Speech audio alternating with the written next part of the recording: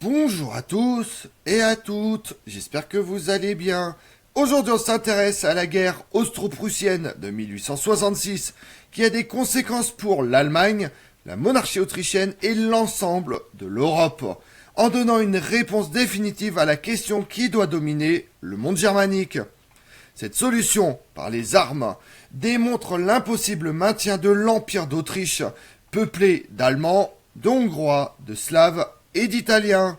Vous voulez en savoir plus sur la bataille de Sadova? Venez avec moi. La monarchie des Habsbourg était historiquement la puissance dominante du Saint-Empire romain germanique, puis de la Confédération germanique.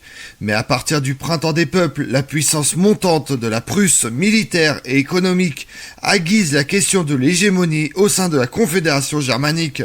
La Prusse, militariste, industrielle, protestante, aspire à diriger une nouvelle Allemagne, unifiée sous son autorité en excluant l'Autriche, empire catholique, agraire et multiethnique, avec une majorité de peuples non germaniques.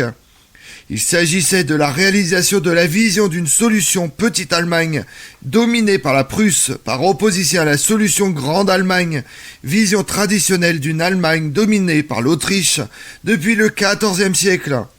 Déjà en 1740, 1778, 1785, Marie-Thérèse d'Autriche puis Joseph II avaient été confrontés aux ambitions du roi Frédéric II de Prusse. La rivalité austro-prussienne déjà visible dans le compromis que représentait en 1815 la création de la Confédération germanique se manifeste à nouveau. En 1849, le roi de Prusse, Frédéric Guillaume IV, se voyait, après le triomphe de la réaction, à la tête d'une Allemagne à direction prussienne, constituée par les chefs d'État allemands et non par une assemblée populaire, à laquelle on associerait l'Autriche a posteriori, quitte à offrir à François-Joseph d'Habsbourg la présidence de l'Union élargie. C'était compté sans la détermination du nouveau président du Conseil autrichien, le prince Félix Schwarzenberg, l'homme fort du gouvernement autrichien, qui venait d'écraser la révolution à Prague, à Milan et à Vienne, en attendant de reconquérir la Hongrie, qui avait fait sécession. À la note prussienne du 10 mai 1849, on exposait ce plan. Schwarzenberg fait une réponse dilatoire qui ménageait l'avenir et lui laissait le temps de régler de manière satisfaisante les affaires hongroises et italiennes, c'est-à-dire d'écraser les rebelles et l'armée piémontaise. Au cours de l'automne 1849, la Prusse dut faire face à une coalition d'États allemands, Bavière, Saxe, Wurtemberg, Hanovre, qui redoutaient l'hégémonie prussienne. Au printemps 1850, le monde germanique était partagé en deux camps. D'un côté, les États qui, derrière la Prusse, souhaitaient l'union restreinte.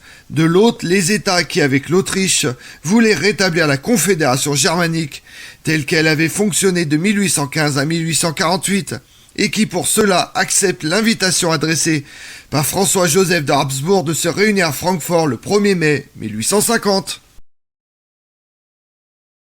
À partir de 1860, l'Autriche essuie une série de revers diplomatiques et voit sa position menacée dans la Confédération germanique, alors que la Prusse était depuis 1862 dirigée d'une main de fer par le chancelier Otto von Bismarck, qui ne cachait pas son dessein de réaliser l'unité allemande sous la direction des Hohenzollern. L'entourage de François-Joseph de Habsbourg était désormais persuadé qu'un conflit austro-prussien était inéluctable. Ratzenberg, au ministère des Affaires étrangères, pensait qu'il fallait se garder de tout geste inamical à l'égard de la Prusse, tant que l'Empire d'Autriche n'aurait pas reconstitué ses forces et modernisé son armée après la défaite de Solferino en 1859 face à Napoléon III et Victor Emmanuel II. François-Joseph de Habsbourg s'imaginait que la constitution autrichienne de février 1861 séduirait la bourgeoisie libérale, favoriserait une grande Allemagne à direction autrichienne. Pourtant, les intellectuels comme Heinrich Siebel, Lassalle, continuaient à défendre la petite Allemagne et n'avaient pas de mots assez durs pour l'Autriche. Celle-ci trouvait tout de même des défenseurs dans les milieux catholiques d'Allemagne du Sud, qui redoutaient une Allemagne unifiée protestante à direction prussienne. Le président du Conseil autrichien, lui aussi partisan d'une grande Allemagne autour de l'Autriche, voulait soutenir les princes allemands dans leur résistance à l'impérialisme prussien et prôner la fermeté afin de ramener la Prusse à la place qu'elle occupait en 1740, avant les conquêtes de Frédéric II. Il souhaitait pour y parvenir s'appuyer sur la France en utilisant les bons rapports qu'entretenait avec Napoléon III le prince Richard de Metternich, ambassadeur d'Autriche à Paris. Bismarck abat ses cartes au mois de janvier 1866. D'une part, il dévoile son plan de réorganisation de la Confédération germanique, basé sur l'élection d'un parlement allemand au suffrage universel, qui avait le double avantage de recueillir l'appui des libéraux allemands et d'exclure définitivement l'Empire d'Autriche de la Confédération.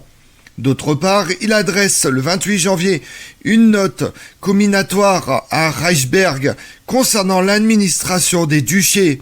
Puis à la fin de mars, la Prusse commence à mettre des troupes de sorte qu'à la mi-avril, le cabinet de Vienne demande à Bismarck d'interrompre les préparatifs militaires que rien ne semble justifier.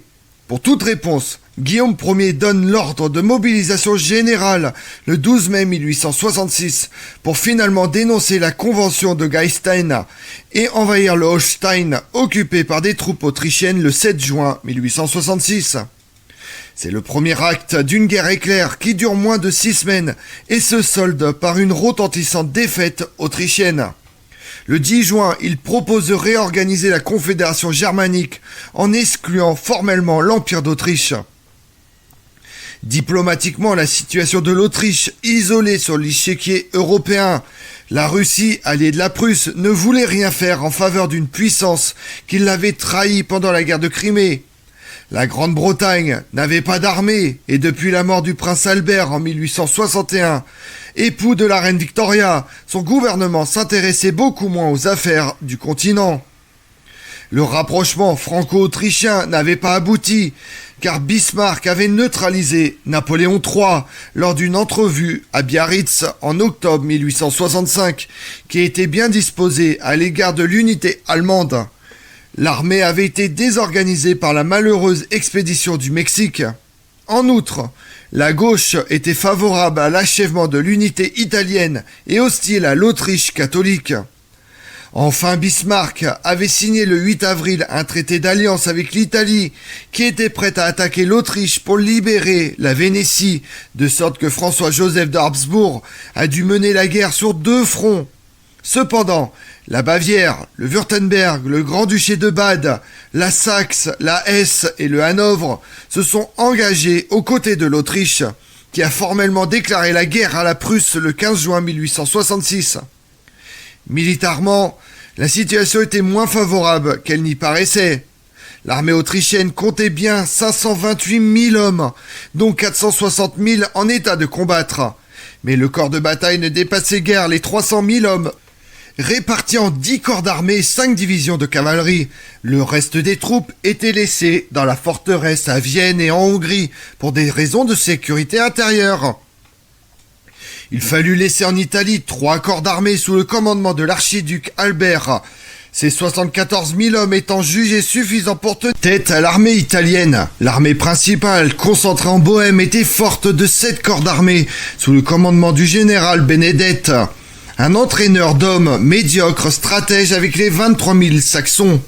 Il disposait de 270 000 hommes, soit un effectif équivalent à celui des 2 armées prussiennes qui lui font face, car 70 000 Prussiens avaient été chargés de neutraliser les troupes de la Confédération. Toutefois, l'armée prussienne était qualifiée supérieure par ses adversaires, car sous le commandement de von Moltke, elle a su opérer une révolution tactique et comprendre la supériorité du feu sur le choc.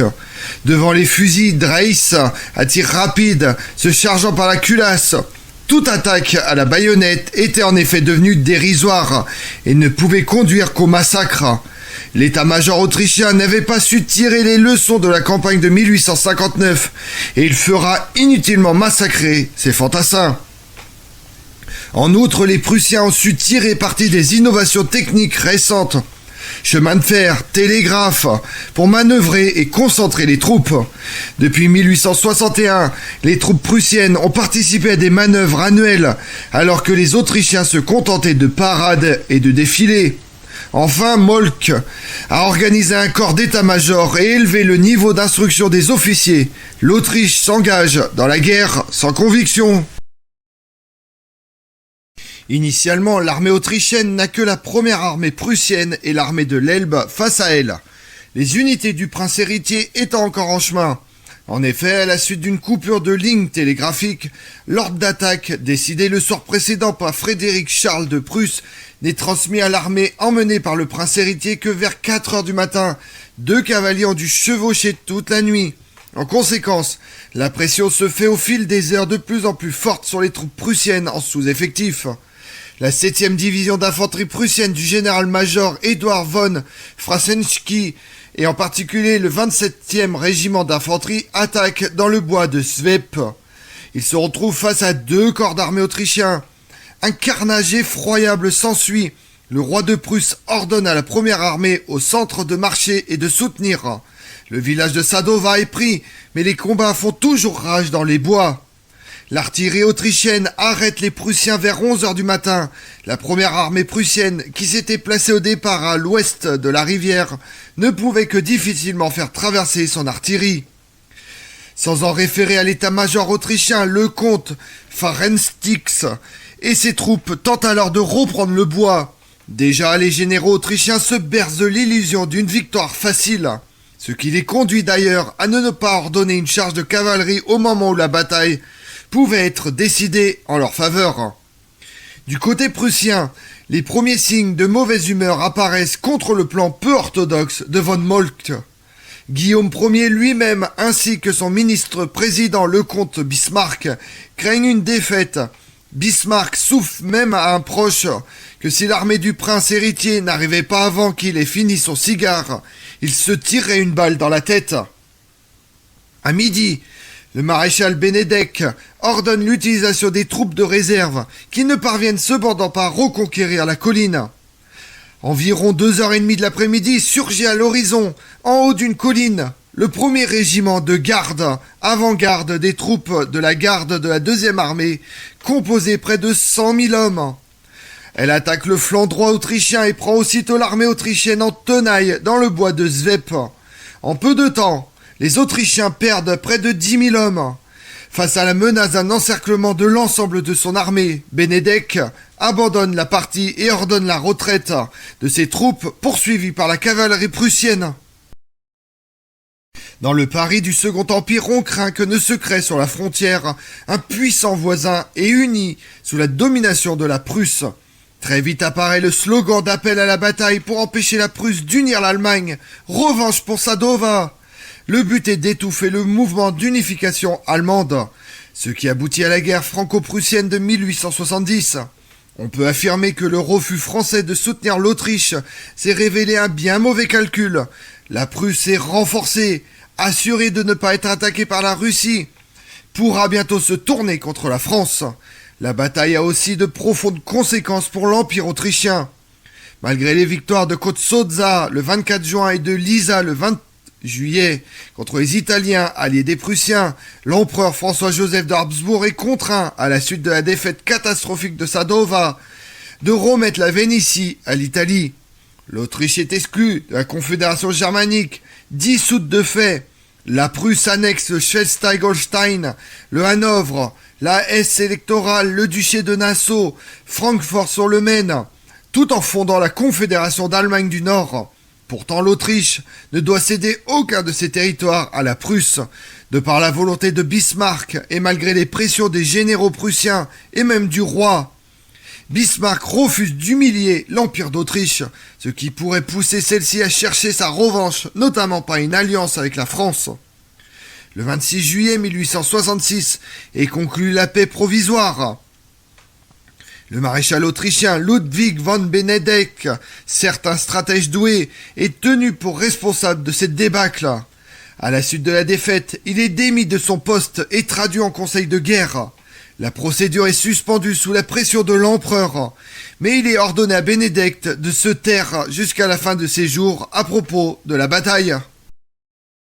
Et pendant ce temps-là, dans le monde, le 28 janvier 1866, l'explorateur britannique David Livingstone débarque à Zanzibar. Le 12 février, c'est l'ultimatum américain à la France. Le secrétaire d'État William Seward ordonne à Napoléon III de retirer ses troupes du Mexique. La fin de la guerre de sécession, la menace prussienne à ses frontières contraignent la France à évacuer le Mexique, avant terme laissant Maximilien Ier face aux troupes de Benito Juárez. Le 2 août 1866, François-Joseph de Habsbourg, alors que rien n'était encore joué, ni l'Autriche, ni la Prusse n'ont les moyens de poursuivre la guerre, poussé par Napoléon III, signe l'armistice. Comme on l'a vu, le 3 juillet 1866, les Prussiens du roi Guillaume Ier écrasent les Autrichiens de François-Joseph de Habsbourg à la bataille de Sadowa en Bohême. La bataille fait en Europe l'effet d'un coup de tonnerre, car nul n'imaginait une victoire aussi totale de la Prusse sur l'Autriche, réputée invincible et toute puissante. Je vous remercie d'avoir suivi cette vidéo en ma compagnie. Si vous voulez connaître mes autres vidéos, retrouvez-moi sur ma chaîne YouTube Tout sur l'Histoire avec Damien, mais également sur les réseaux sociaux, Twitter et Instagram, Histoire Damien. Et pensez à liker, commenter et vous abonner. Je vous remercie à tous.